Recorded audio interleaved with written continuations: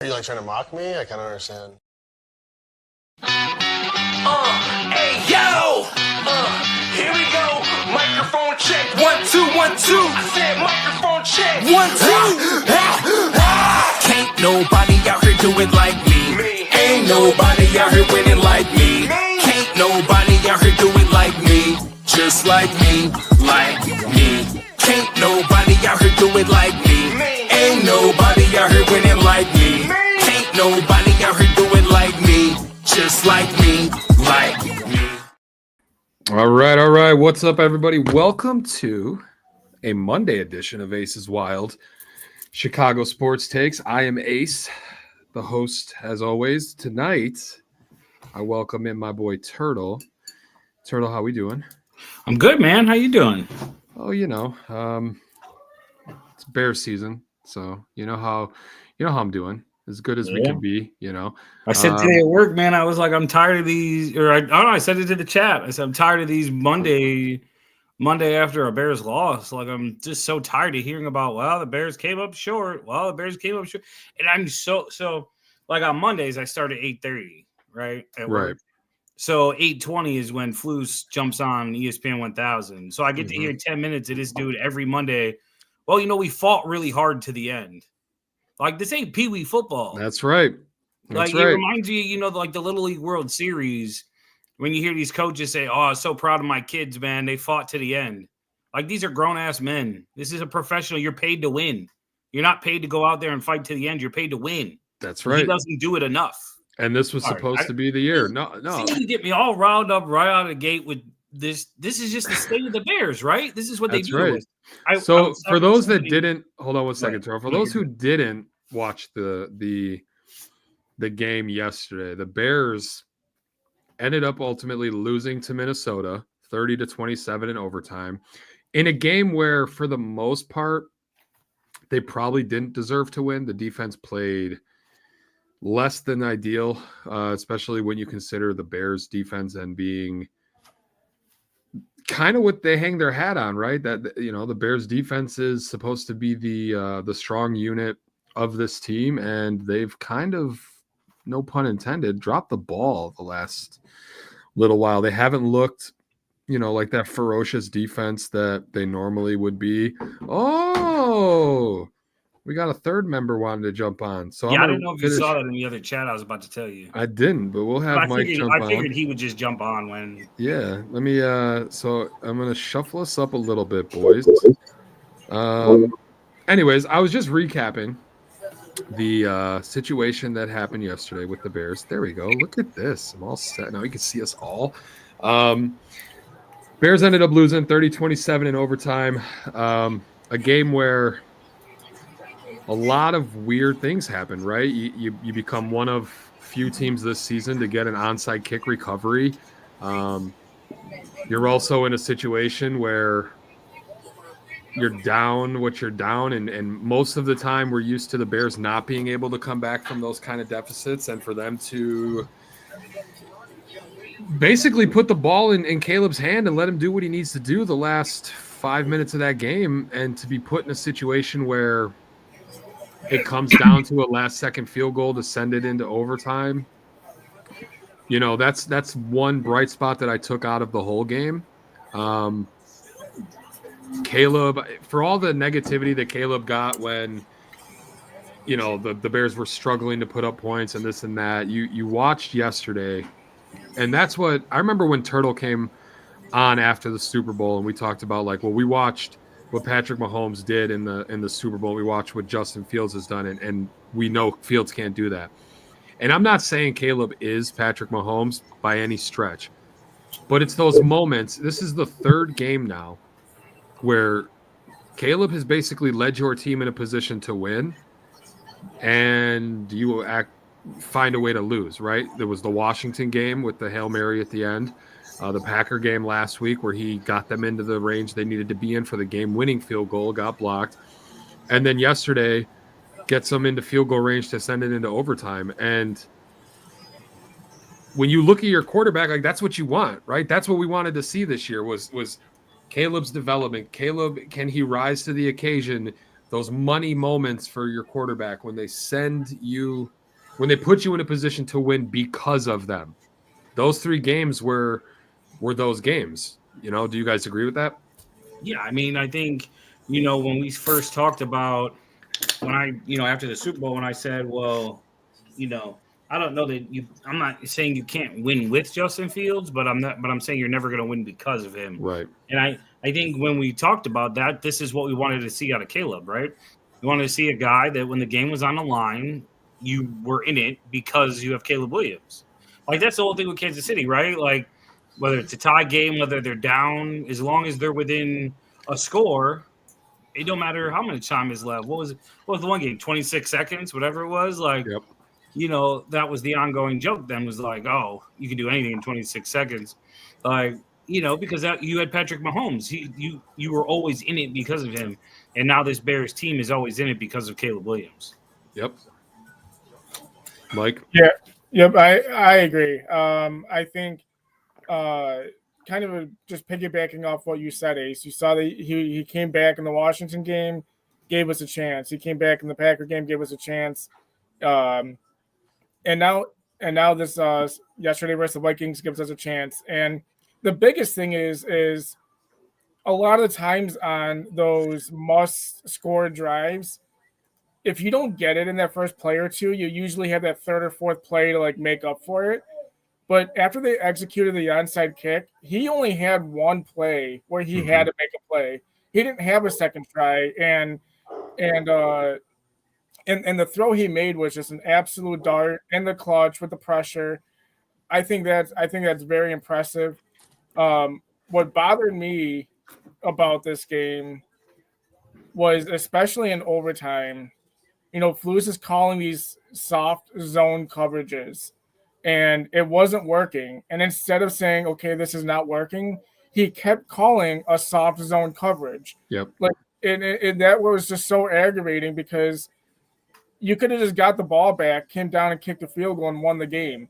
But instead you're calling this soft zone, it's not working, and you just continue to do it instead of saying, okay, maybe I was wrong here. Maybe we got to go man coverage, and that's one thing. And then I know Vince kind of alluded to this a little bit earlier in our chat, but he made a good point on Caleb's sack.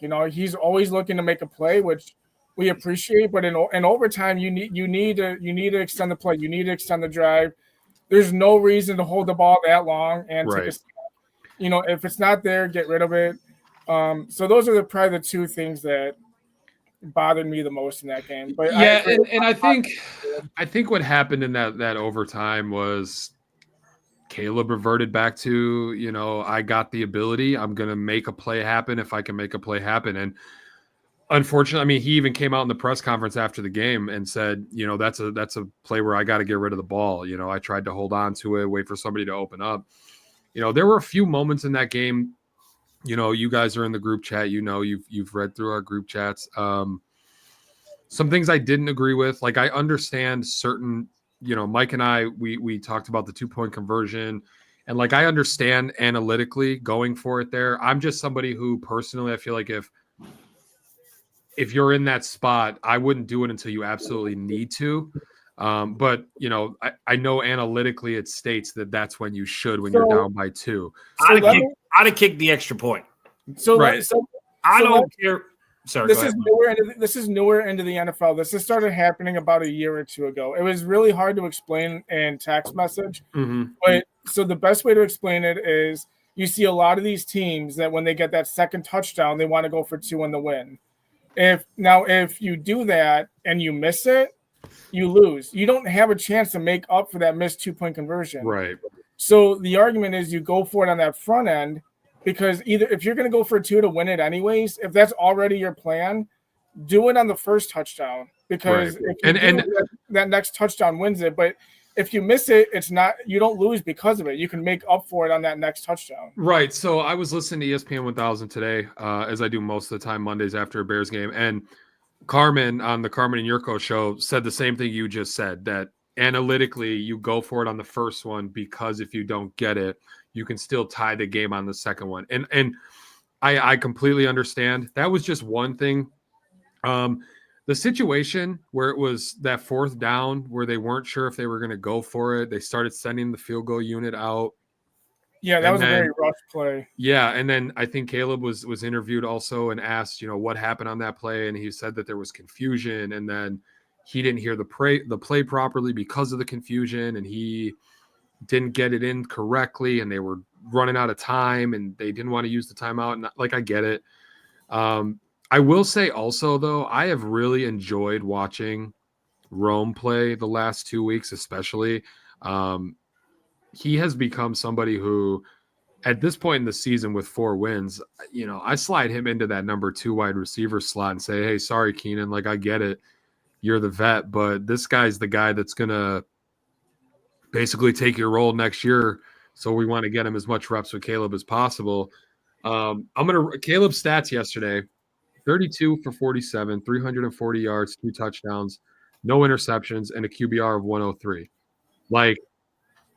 If you would have told me that was his numbers versus that Vikings defense before going into the game, I'd have said the Bears win that game, right? Because the Vikings have been touted as this defensive team. Brian Flores has the defense playing really well, right? And then you come out there with your quarterback, and on a day that he basically shattered that day your rookie quarterback passing yard record. You go out there, throw it for 47 times. I get it, you were down, so you had to throw more, but 340 yards, 2 touchdowns, that's a big boy game.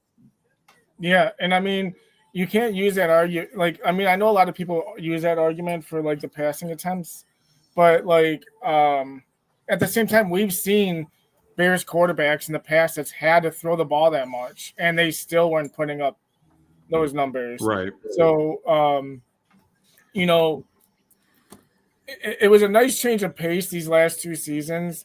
Turtle and I have known each other for many years, and I think he would agree when I would say 90% of the time we have not been on the same page when it comes to Bears quarterbacks. But we've been saying the same thing. Fields is a good quarterback. You can win games with him, but ultimately what you want to do in the grand scheme of things is to win the Super Bowl. And that's something you're probably not going to do with Justin Fields. And, right. He made a good point. I think when we did a draft show is if that's not going to happen, then go get Caleb. And right. When we got Caleb, these are the kind of numbers we're expecting. These are the kind of numbers we want to see. And the fact that it's only his rookie year and we know he's only going to get better from here is very, very encouraging. And one point I brought up, and I know Turtle looks at this stuff as much as I do, so I'd like your opinion on this, Turtle. But I think the way he can read a defense and how he checks through all his progressions in year 1 has been very impressive as a rookie. A lot of rookies just as a yes man, and I feel like he's doing a really good job reading the defense, recognizing the plays, checking through his progressions. And I know this is what you expect over a number 1 pick, but 10, 11 games in, I think he's ahead of schedule on it. Yeah, I mean, I think if you look at, everyone wants to compare him with Jaden Daniels and obviously the run that Bo Nix is on now. If you look at them, you see Jaden Daniels is really just 1, maybe 2 reads. If it's not there, he's running. Bo Nix, Sean Payton, offensive genius. Everybody, it was funny to hear everybody say, Sean Payton was only good because he had Drew Brees. Look at everything going on in Denver. You get himself a decent quarterback, and I'll go what he's doing with him. But even still, Bo Nix, you see Sean Payton's having him read half the field. He's giving him 2, 3 progressions, but they're all on the same side of the field. If you watch Caleb Williams all game, you'll see him 1, 2, 3, 4, then to the check down. He runs through all his progressions very cleanly, very smoothly. And when he does run, he's not always looking to run. He's looking to escape to then throw the ball. I know it's the easy comp to do, but it's the Patrick Mahomes theory. When Mahomes runs, he runs when he has to. Other times he escapes to throw the ball downfield or to make a defense come up and play him, and then he can hit an open receiver. I think the the abilities that Caleb Williams has, even in year one, is the elite arm strength, the ability to go the entire field, to go progression 1 through 5. Rome Odunze has looked really good. But at the same time, I think Keenan Allen's looked really good too. Like all of a sudden now we're seeing why Ryan Poles went out and got Keenan Allen. It's a shame that the guy to unlock all this was on the staff the entire time, but that's the Bears. That's what they do. They put a guy, we always say take a square peg and stick it in a round hole and try to make it work. And I feel like that's what they did with Shane Waldron when they had the guy they needed all along. But it is what it is. At this point, you can't take it back. But I think the offense is looking really good. And, keep in mind, this is still with a really shitty offensive line. Right. Like, in one point in the fourth quarter, they had only given up 2 sacks the whole day. Yep. It's a very makeshift offensive line. And I think, you heard a lot of people give Ryan Poles a lot of criticism for not making moves for the offensive line when, the moves that he made that everybody said were misses are now playing well in an offense that actually has a purpose. You can see, like, when they go out there, like, they have an identity. I think we spoke on that multiple shows. It just this offense had no identity, and now they do. After 2 weeks, you know who they're going to be.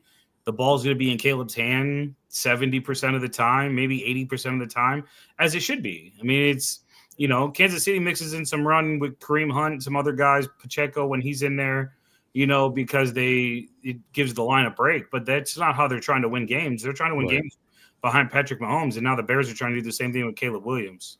And so, like, I was having a conversation with my dad before the Green Bay game, and he was just like, we watched Caleb in the preseason, and he's making some of these throws that, you're just not seeing during the regular season so far, and then he comes out against the Packers and does what he does. And then yesterday, you got to see some of those throws, like the 1-2 Swift that he had where, he escapes the pressure out of the pocket and then just like lofts that ball right over the top of the defender, right to Swift, or that one across the middle of the field where he hit, I think it was Cole Kmet, right between 2 defenders. And some quarterbacks don't got the arm to get that ball past those 2 defenders. And you see that.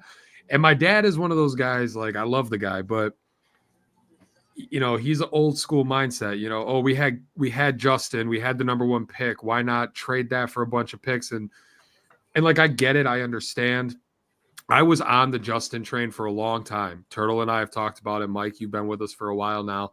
Tarble and I used to talk about it all the time. Like, but seeing what Caleb has done all season, really. Hold on. I got to ask you something really quick before I forget. Did either of you know that Mark Trestman is on the Chargers coaching staff? Yep. I did not. Yep. I didn't either. I thought he was back in Canada. He's a senior offensive assistant for the Chargers. Yeah, I saw that a couple weeks ago and found it kind of hilarious. Sorry, Ace. Please, no, that's okay. Please keep going. His ugly face just showed up on my TV, and I was like, "What the hell is he doing on the TV?" Yeah. And then they showed that he's with the Chargers. So basically, it's even during the struggles that they've gone through this year, he didn't compound the struggles, right? Like the interception rate, don't think he's thrown an interception in the last 4 games, right? I'm pretty sure. Yeah, he hasn't thrown a touchdown either until yesterday. But being able to protect the ball, how many fumbles does he have on the year? I don't think he has any fumbles, or maybe 1. I don't remember any off the top. Right, neither do I off the top of my head. When you look at Justin last year, and I hate going back, but when you look at Justin, when he had the ball in the fourth quarter in crunch time with an opportunity to win the game, most of the time that ended with a sack, fumble, or an interception. Right. Like, and Caleb's not doing that. Caleb is rising to the occasion. You're watching this guy. He's not to the level of Patrick Mahomes, clearly. We all 3 can agree on that, and people will take it as, oh, you're saying no.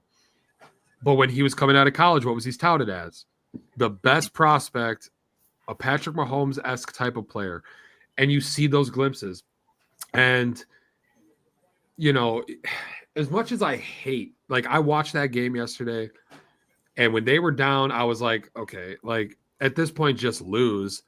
don't get my hopes up. And then they go and get, it's like when the Packers game, I went into the Packers game thinking, okay, it's going to be like all the other Packer games. I'm going to be disappointed. Then they were winning. Then they did non-Bears things where they ended the half with a touchdown and then got the ball back at halftime. And it made me like, oh shit, like we have a chance. As much as it sucks, like losing to the Vikings was probably the best thing to happen in terms of you got to watch Caleb play this game where he definitely came out and was like, hey, listen, this is my team now. This is my city. I'm going to put it on my shoulders.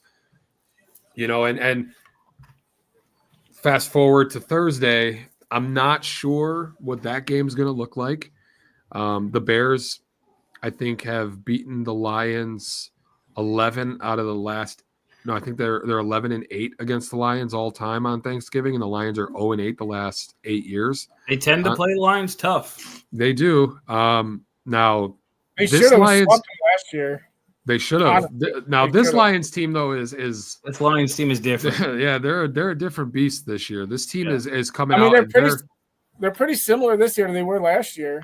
Yeah, but I don't see that like what they're doing to teams. Like, right. I don't see that like, okay, we're going to Jared take our foot Goff's off been the best football of his entire career. And I don't see that like, okay, we're going to take our foot off the gas. Right. I see it as, no, we're just going to put this game away and continue to put this And that's game what away. they do. You see they hang 50 on teams because they're like, oh, we're up 35-7 in the first quarter or first half. Bet. Keep it, run it up. Keep going. Look at some of those teams they were playing that they were doing that to, though. Right, Like, I I don't get think that. anybody freaking the Bears It's the same thing. Like everybody talks about the Bears getting back to their offense. Look who they did it to. They did it to Jacksonville Right. and No, but my point is, Carolina they're and those not, teams. Like Detroit's an elite team. Like they're a Super Bowl they are. contending team. no, they are. I'm just saying I don't see them putting up 50 on the Bears on Thursday. is all I I'm hope saying. not. I didn't I do see see. Minnesota I do put up see a 30 on situation Bears though either. where I do see a situation though where they run the fuck out of the ball against the Chicago Bears team because I don't think this defense has played that well this season. I know there's been good moments and they've held teams to, you know, So here's under the thing, a certain here's amount the of thing about points. the Bears But defense that nobody ever, wants to mention. First off, a lot of what they're struggling with, especially the run, you're missing your two best defenders against the run. right. You're missing Billings in the middle, and you're missing Brisker on the back end. Brisker makes such a difference in the run game that not having him really, really hurts. Owens, I forget the other kid that started before Owens. Blackman? No, Blackwell. Is that who it is? No, whatever his name is. They're really good. I should say they're really good, but they play really well in the passing game, but they're not really run stoppers. Like Brisker is an elite hitter. Like that's what he does. So you're missing him. You're missing Billings. Like it's tough. Like the team doesn't have the best weapons to go against the run right now, and teams know it. But So go ahead. go ahead. No, go ahead, Turtle. Go ahead. No, I was going to say, I said, so I think, when you say Eberflus is running too much zone, I don't think they have the personnel to run man right now. Tyreek Stevenson has taken a huge step back this year. After that Washington game, it's been rough. It's been rough for him ever since that. And he's not, last year, you look at last year, you say, okay, you got Jalen Johnson, Tariq Stevenson, and Kyler Gordon. They're going to shut down the passing game. But Kyler Gordon's still working his way back from the injury.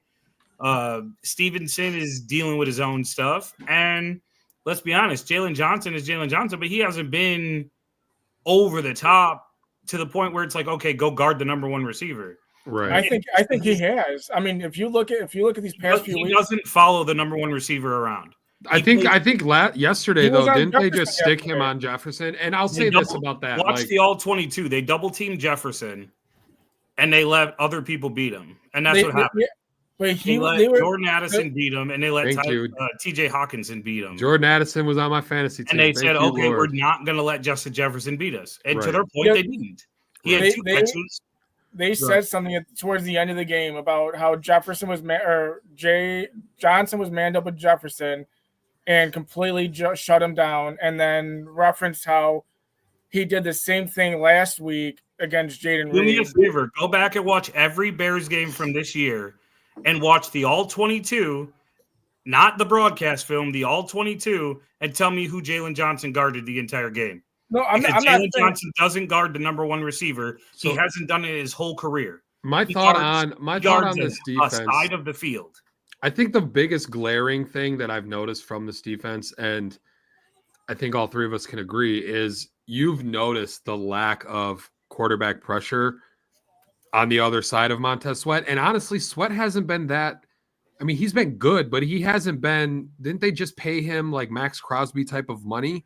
You know, like you expect a little more from him, but also I get it. They used a lot of the blitz when they had Brisker in to help get that quarterback pressure. I just wish, you know, and I'm not a football guy like that. I don't know why they're not using Booker a little bit more. I know he's a little undersized, but I mean, at this point in the season, I'd imagine at this point they're not seeing in practice what they saw in the preseason. Otherwise, he would be in there because Walker's playing well, but he's not playing so good that you're like, oh my God, we can't take him out. right. The problem with the blitz is if you watch when Jaquan Brisker's in there, he usually gets to the quarterback. Right. If you blitz and you don't get to the quarterback, it's worse than not blitzing at all. Right. Because now you've taken that player out of coverage and you haven't got to the quarterback. Yeah, absolutely. I would imagine, and it's hard because obviously we're not in practice, but I would imagine that the staff just doesn't feel that they can get there consistently enough on a blitz to make it worth blitzing. You know, if you blitz and you don't get there, you're just asking for them to carve you up even worse. Right. So And I mean, against a guy like Sam Darnold, you probably don't. I mean, but honestly, Sam Darnold's had one hell of a season too. You know, this NFC North, I think what has shown most bright to me the last two games is the fact that Caleb Williams has outplayed both of the quarterbacks the last 2 weeks. I think he played better than Jordan Love against the Packers, and I think he played better than Sam Darnold yesterday. Yeah, I mean, you drafted Caleb because you thought he was going to be an elite quarterback. And what are we, 12 weeks in? Yeah. 12 weeks in, I think you feel that way even more now than you did 12 weeks ago. So, I mean, don't get me wrong. This year has not been nearly what we as Bears fans wanted it to be. It hasn't been as smooth as we thought it would be. The offense at times a lot of the time has not looked like what we had thought it would be or hoped it would be. And now the defense isn't looking like we thought it would be. But the one thing you can hang your hat on is Caleb Williams still 12 weeks later looks even more like he's that franchise quarterback than you thought he was 12 weeks ago. Well, and that's what I was going to ask you guys. You know, there was a lot of talk for a lot of the middle part of this season where, you know, Jaden Daniels is doing what he was doing in Washington. And then all of a sudden, Bo Nix starts to shine out in Denver. And there was a lot of talk like, oh, I don't personally feel this way, but there was a lot of chatter about, There was a lot of mainstream media. Right. Did the Bears pick the wrong guy, or is Caleb really who they think he is? And if you watch the last couple Washington games, Jaden Daniels has come back down to earth. Big time. Right. And Bo Nix, yeah, he's doing what he's doing, but he also has Sean Payton in his corner. Like you said, Turtle, like the dude is he's known to be the quarterback guy, you know, and you're putting Caleb in this spot where he just lost his offensive coordinator. You had an offensive coordinator that you fired that was not good.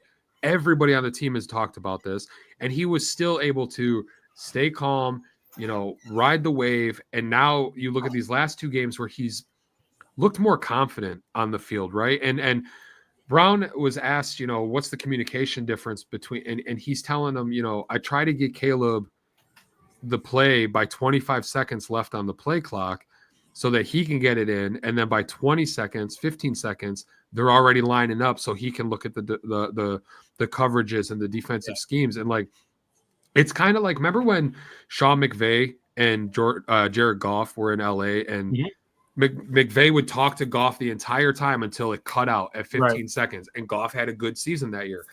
You know, it's when you have a rookie quarterback, the last thing you need to do is put him in a spot where he's struggling to get the play to the guys, and then they're struggling to get to the line on time. Then he's got to go and read the defense, figure out what checks and what all these things he's got to, hey, watch this guy, watch that guy, slide protection this way. This is the hot route, change the hot route, you know, all these things. And people don't realize that. And then these last 2 weeks, you've watched a guy who looks comfortable, looks confident, looks like his offensive coordinator believes in him and is willing to give him this chance to go out there and prove who he is. Did you guys have a chance to watch that link I sent you guys Which one? in the group chat? I think I might have been at work though. So I don't know if you can, but if you can, you can even play it on here if you want to. But the guy breaks it down on a play by Caleb that it just really breaks down how good he is when it comes to stuff like that. It was essentially a play that he. Emmanuel Acho. Yeah, I watched that. Let me see if I can get that up, and I'll try to get it up for the. Okay, while you're doing that, I pulled this up to reference when you asked this earlier to pick it back up what you asked. No, he does not have any fumbles on the season, and he has not thrown an interception in 5 straight games. I thought it was 5. And on top of that, he's only thrown 1 interception in the last 8 games. Yeah. So he's been a lot more. He's definitely been a lot more efficient. I agree. He's been a lot more comfortable, and I truly believe if say we did what everyone else is saying we should have drafted Jane Daniels or Bo Nix. I am extremely convinced that either one of those guys would have been injured by week 3 or 4 if they were playing behind this offensive line. They are not.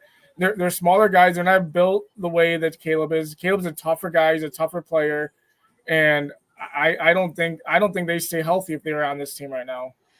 And I think if you watch Caleb and how he like you guys, like Vince just said earlier in the show, Jaden Daniels is a 1 read, maybe 2 and go. Very Justin Fields like, right? And that's not the type of play that Caleb has. Like we watched plenty since week 1 where there's been the opportunity for Caleb to run, and instead of running, like he's actively going through his reads and then going back and looking before he decides to take off and run. And like that kind of stuff is you can't really teach that kind of stuff when you're looking for that it factor in your quarterback. You know what I'm saying? Yep, I agreed. Yeah, I mean, you look at Jade Daniels and you look at that style of offense, like it's great for the regular season, but look at Lamar Jackson and the Ravens when they get to the playoffs and the cold weather comes and the defenses tighten up, like they tend to take that away more than they give up when it comes to the playoffs. And when you have to make a throw, are you able to? And, for me, when you look at, like I said, 12 weeks into the season, I think it just has solidified even more that we drafted Caleb for the certain reason. I was going to bring up when you were talking about Caleb Williams and Thomas Brown, and that I don't know if you guys saw, there was an interview they asked him about Thomas Brown. He said, he really, the aura about Thomas Brown, he really just frees everybody up to play who they are and to play their style of football. And I think you're seeing that. Caleb looks like the guy we saw at USC. Ace, you said it, he looks confident. He looks, those few weeks there where they were getting their teeth kicked down their throat every week, he looked like he might be a little rattled, might have been, okay, let's sit him down for a game to give him a mental break. Now you see that confident swagger that he has every time he gets on the field. He thinks they're going to score a touchdown. Like, that's who you want your quarterback to be. You don't want, I want the guy that told the punter, hey, you're not going to pump much here. Like, that's the dude you want. Like, yep. Everyone gives him shit for it, but hey, that's what I want. I don't want to hear my quarterback come out and be like, well, I'm glad we got a punter. No, I want to hear my quarterback say, dude, why'd you waste a pick on a punter? We're not going to punt. We don't need him. Taylor himself even said he loved it. So, yeah, I mean, so you're seeing that from Caleb again. And he said that that last drive when he went out there, I think it was the drive right after they got the onside kick. He said Brown looked at me and he grabbed him as he went to go out, and he grabbed him and stopped him from going out. And he looked at me and said, "Go be Superman. Yep. Go win this game. Go be the dude we thought you were." And he said he went out there and he did it. He went out there, took him down the field, and obviously they couldn't. Wasn't Thomas Brown in the box though? I thought he was in the box that game. Maybe he said it on the mic. I Yeah, don't he know. might have. Okay. Yeah. So Yeah, I have the link or the video. I'm just trying to get it uploaded to the thing so I could show it to Okay. everybody. But Oh yeah, you're good. yeah, I might not be able to get the whole thing, but One thing that I know this is not any, you know, huge surprising take. I know we're all three going to be in agreement on this, but the biggest thing that I love from Brown calling plays is how much more involved we're seeing Cole Kmet, because for the longest time we were wondering, where is Kmet? Why is he not being utilized? Why is he not being used? And I'm not saying Cole Kmet's going off by any means, but he's making some big plays and big catches to extend the chains and extend drives as well. And it's a lot more because he was non-existent before. Well, you're seeing shorter routes where Caleb can get the ball out of his hand quicker. You know, that's why you're seeing the less sacks and you're seeing guys be parts of the offense that weren't before because he couldn't get the ball that far downfield because he didn't have the time to be behind that line. Right. Yep. yeah, I think that the Cole Kmet factor is something that we've talked about all season, right? Is you watch when this team does have a little more consistency on offense, and he is always involved in some facet of the offense, whether it's a key, 8-yard catch and he gets you the first down, or a key block that he puts on somebody. And it's nice to finally see him be able to be included in this offense. And you could tell that he was frustrated the last few weeks too before this change. He was on his podcast with CHGO and talking about, I just got to do what they ask me to do. And it sounded like they weren't even asking him to be a part of the offense other than just be out there to block. And Right. it's kind of crazy when you have a guy you just paid all this money to just not involve him in an offense when he was kind of one of your more reliable targets for Justin Fields. And I think you're seeing, we're still waiting for that DJ connection with Caleb, but I'm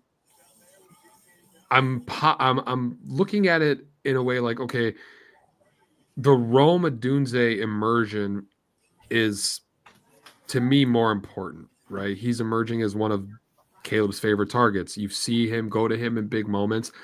And Keenan Allen also, unfortunately, I don't think Allen's going to be with this team after this season. But I think you look at Rome and Cole, and those are the guys that are going to be Caleb's go-to guys when he feels like he needs a big play. I mean, I do think that Moore and Caleb have that connection. They just went 7 for 7 for over 100 yesterday. They went 7 for 7 against the Packers. I know he had like 9 targets versus the Cardinals or something. So I do think that more connection is there. We're just not seeing those big splash plays by Moore that we're used to seeing. But right. Moore doesn't necessarily need to be that kind of receiver. Like Turtle alluded to, you just want guys that can run a corner, run a drag, run a slant, something quick to just get the ball out of Caleb Williams' hands. When we talk about the offensive line and how bad they are, but the one thing that I feel like they've done better these last few weeks is when you have a bad offensive line, what do? You scheme it. Right. You call a draw play, you call an option, you let do a play action rollout and get a Caleb Williams outside the pocket. You keep the defense off balance, you keep the defensive line off balance, you leave them guessing more, and that's gonna open it up a little bit more. I think the whole thing with DJ and Caleb is, DJ's 27 years old, so he's still young. Maybe not in football terms, but he's still a young man. Right. He's a wide receiver who we all know wide receivers are prima donnas. I think he's learning what it's like he's never been on a team that had this many weapons on offense. Like those years in Carolina, like he was it. He was the only dude that they had. Even last year, you can say that. Right. Then he comes here, and the first year he's here, other than Kmet, he's the only weapon the Bears had here. So, yeah, Justin threw to him. There was nobody else to throw the ball to. Right. So now you've got a situation where you've got DJ Moore. You trade for Keenan Allen, who honestly probably, career versus career is a better receiver than DJ Moore. So yeah, at this point, I would say that. Yeah. Yeah. So now you've got that. Then you go out and you draft Rome Odunze, who is everything everybody wants to talk about because he's the new hotness. Then you got Cole Kmet, who's emerging as a top 10, top 5 tight end in football. And then you get DeAndre Swift. Like I say, he's never been around this many weapons. So I think he's just, maybe struggling a little bit to understand that he's not the only choice now. Like now there's going to be plays where other dudes are open and other guys are going to get the football because they have the hot hand. So there's going to be days where it's just not his number that's getting called all day. And that's okay. Like it doesn't mean that because DJ Moore doesn't get targeted 10 times that the Bears can't win a football game anymore. Because last year, that's how it was. Right. Yeah, and they 10, 12 times, or you weren't going to have any prayer. So I think they asked DJ Moore on that in the beginning of the season about, he's always been that main guy and then how he feels about if he might not be the main guy on this team. And he straight up said, I don't care. I don't need to be the main guy. I just want to win. Right. Yeah. Like I get he's that. Not going to come out and be like, yeah, I want all the fucking targets. Other guys here now. Right. Well, no, I get that, but I truly believe that is his mentality. I don't think. I've been around 20 wide receivers in my life, and every single one of them, even the nicest dudes in the world, think that every single play should be drawn up for them. I think a lot of the struggle with DJ this year was I don't think he likes Shane Waldron at all. For sure. I think if you watch the first few games, I think he wanted you watch how they were utilizing him in the beginning of the season, and you could just tell like the dude was done with it. Like bro, you're gonna keep having me go 2 yard behind the line of scrimmage screenplays with no blocking. Right. Like, what do you think?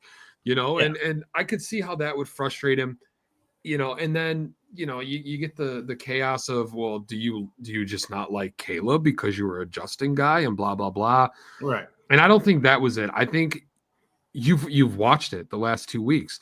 Sometimes like a dude could be a really nice guy, but he just doesn't cut it as a guy that can lead guys that are this type of mentality. Football players are a different breed.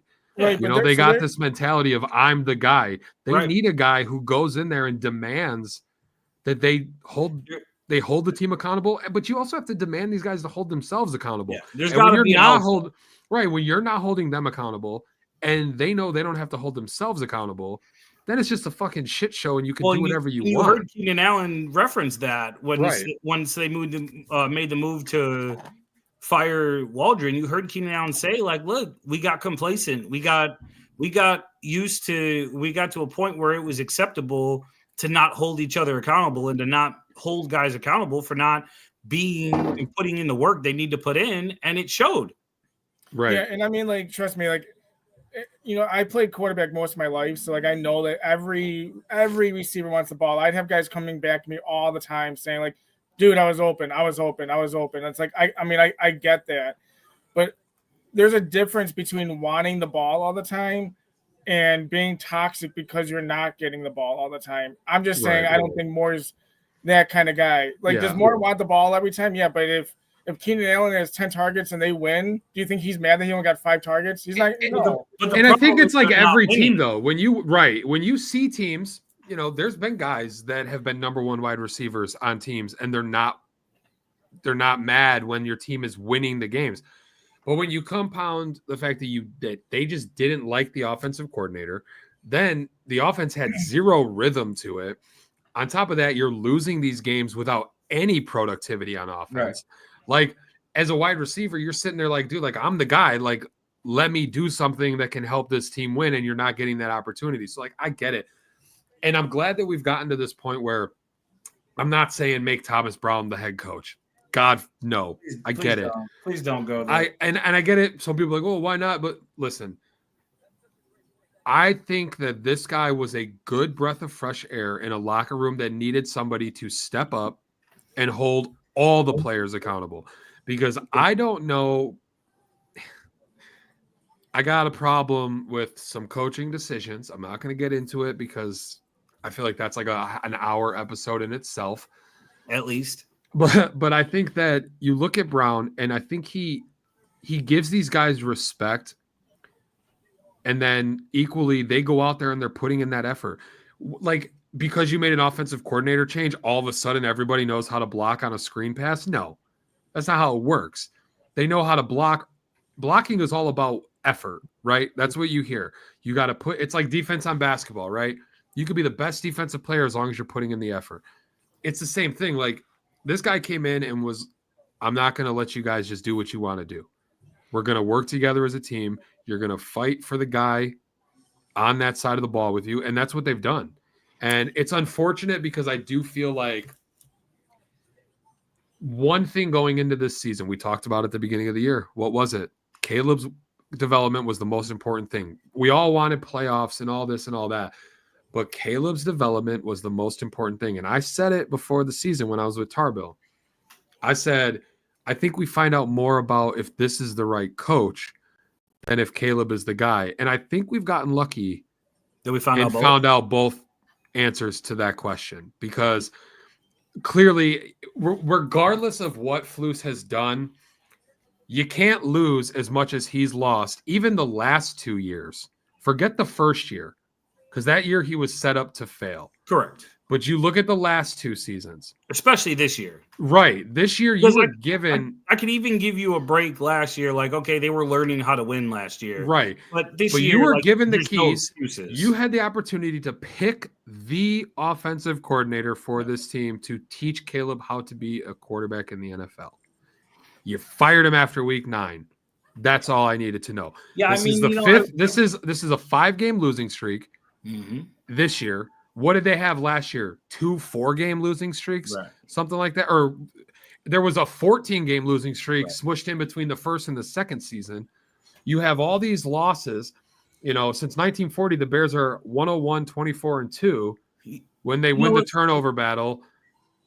And 3 of those losses came this year. Yeah, I mean, I think for me, it's not even just the losses, the numbers, like just the eye test. Like there's just too many mistakes and too many things that you have to answer for as the guy who's in charge. To touch on your point about Shane Waldron, you're a manager. I just had a conversation a couple of weeks ago with one of my leads at work. I told him, like, as the lead is the person in charge, like the crew is not going to work harder than you do. Right. It's the same thing. If you're Shane Waldron and you're okay with dudes slacking and not putting in 100%, not working hard, why are they going to work hard? They're getting paid the same. So why am I going to go work harder than you when you're the one who's supposed to be holding me accountable? It takes a really special person to be able to hold themselves accountable. Right. When the person whose job it is isn't doing it. Right. And a lot of the young kids that are learning how to be professionals, that's on him to teach them how to be professionals. Like, yeah, it's on the players too, but he's the one who's ultimately in charge of that. And unfortunately, in charge of him is Matt Eberflus. Right. He picked the wrong offensive coordinator. He picked the wrong offensive coordinator last year. Yeah. I would love to be.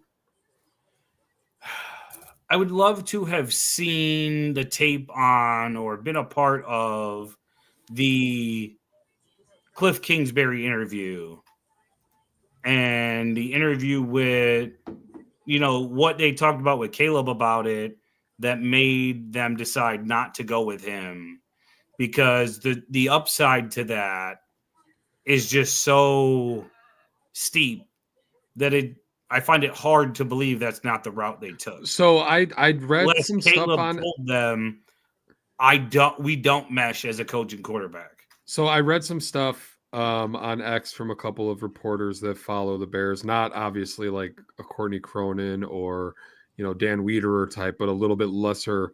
And supposedly Flus picked Waldron, and the thought process is because he didn't feel threatened by him being on the team. Whereas if Kingsbury was on the team, Kingsbury had head coaching experience. Kingsbury was the offensive coordinator. And if it wasn't working, it was an easy route for the Bears to go to fire him and bring Kingsbury up to be interim coach. Yeah. That's what I heard. Yeah.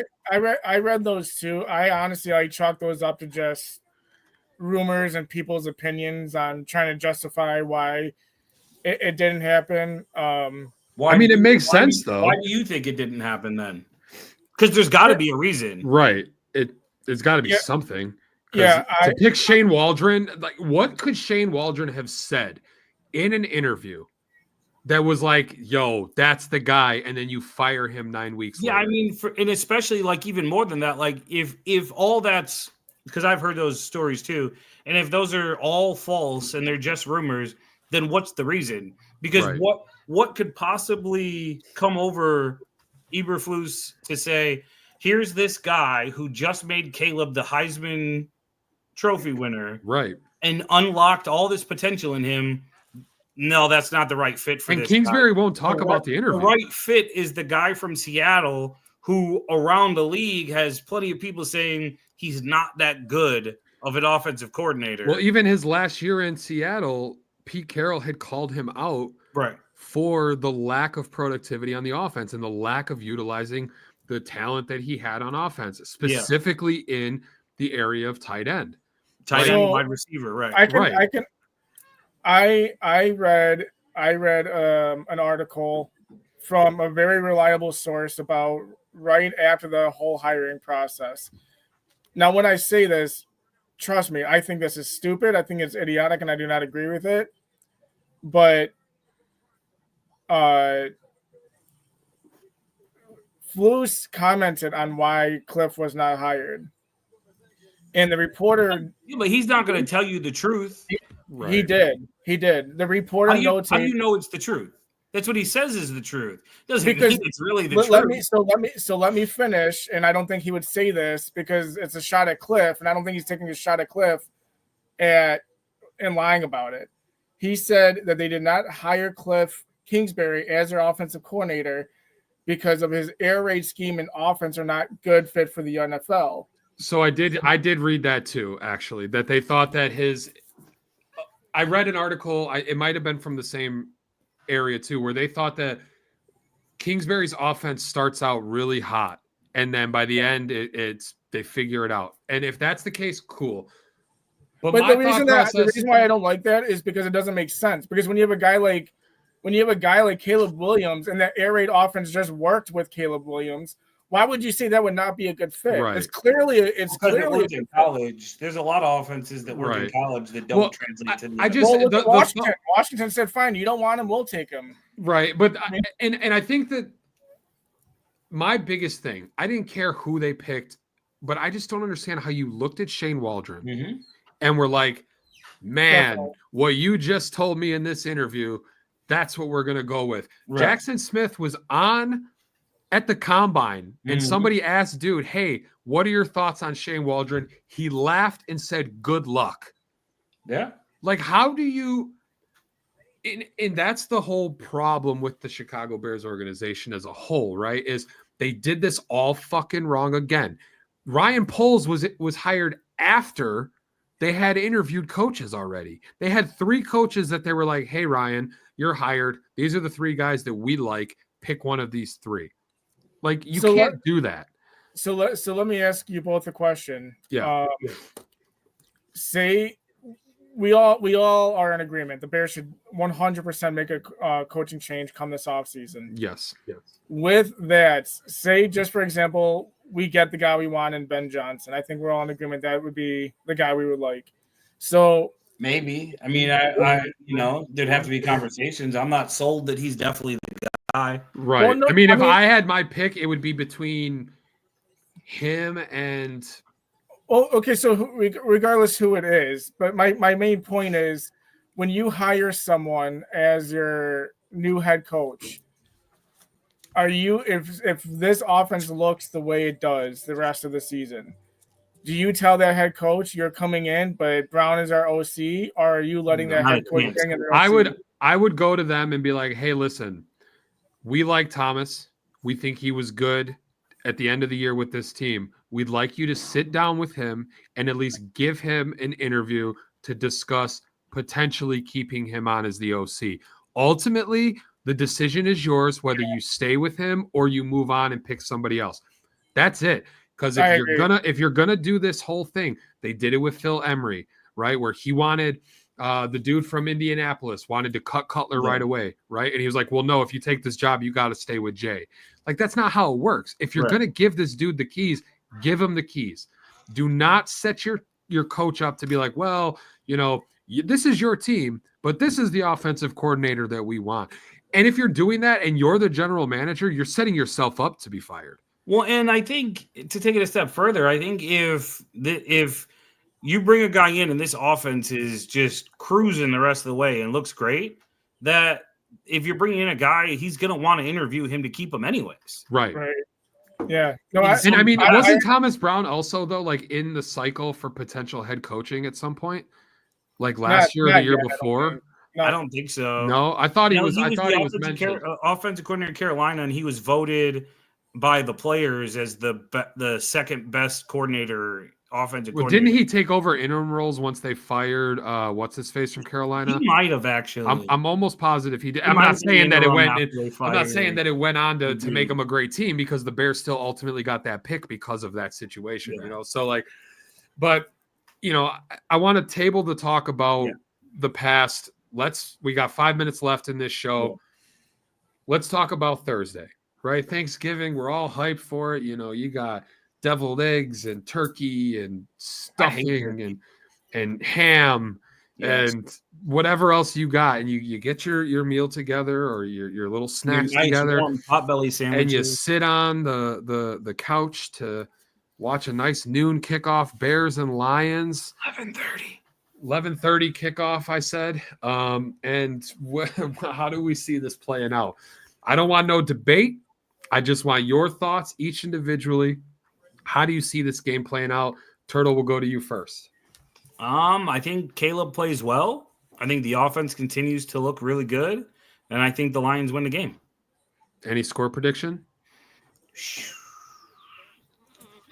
28-17. Okay. Mike, 24-17, 24, something like that. I could see a 28 point. I hope it's only 28 points, but Mike, I think they get a couple touchdowns. They get maybe a field goal or two. I think it just depends on the strategy of the Bears. I think the biggest thing for this game, I think the biggest key to win in this game is to have long drives. We saw them have it a couple times these past few weeks.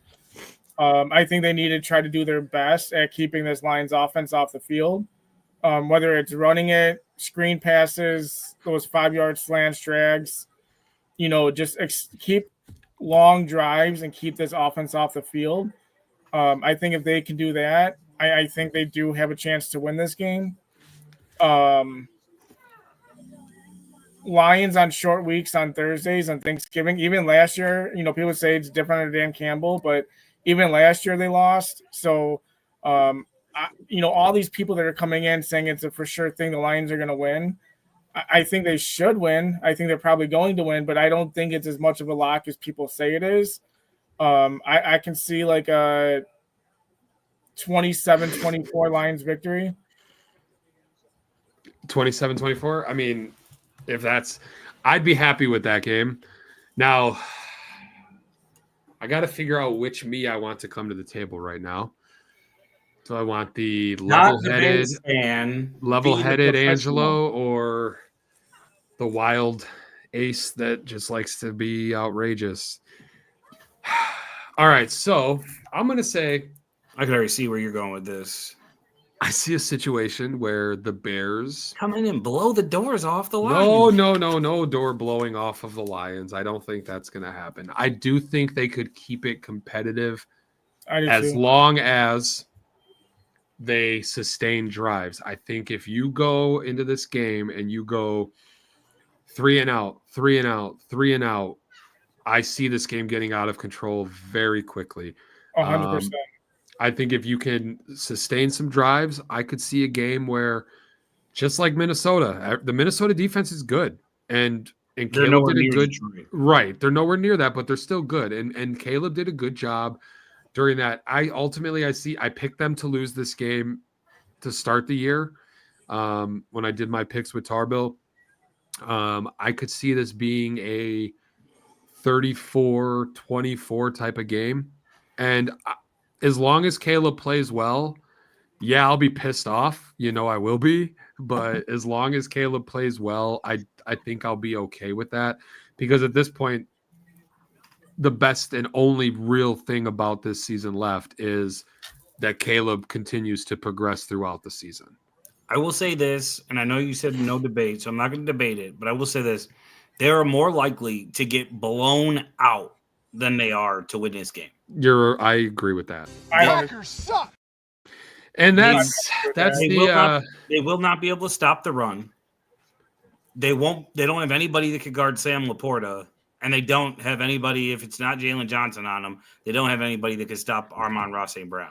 I think it'll be fun. Thank Nor do they God have anybody to stop the pass rush. Thank God it's the early game, so I can put myself into a turkey coma right after the debauchery. I want to thank both of you for coming on. We like to try to keep this to an hour. We're at the hour mark. I want to, because otherwise the three of us could talk Bears for the next 3 hours on this show. So we could talk from now to Thanksgiving. Right, probably. So to everybody that tuned in, it's always good to see the views go up and up and up. We had some comments in the chat. Our dude Foster always watching and supporting us, which is great. We're probably not going to do another show the rest of the week because it's Thanksgiving and I don't want to be that annoyed. So thank you guys for tuning in.